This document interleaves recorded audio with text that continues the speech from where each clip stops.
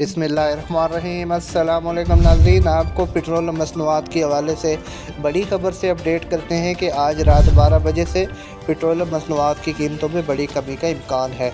जबकि वज़ारत ख़ज़ाना इसाक़ डार ने पेट्रोल की कीमत में 10 से 12 रुपये और डीज़ल की कीमत 10 रुपये और मिट्टी का तेल 8 रुपये कम करने की सिफारिश की गई है।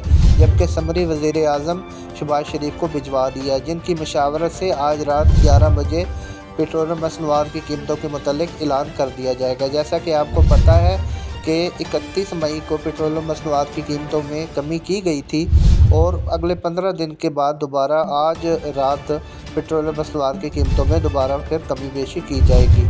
नाज़रीन, उसके अलावा नेक्स्ट 15 दिन के लिए कीमतों की पेट्रोल और डीज़ल और मिट्टी के तेल की कीमतें मुकर्रर कर दी जाएंगी। मज़ीद ख़बरों के लिए प्लीज़ हमारे चैनल को सब्सक्राइब और लाइक ज़रूर कीजिए। शुक्रिया।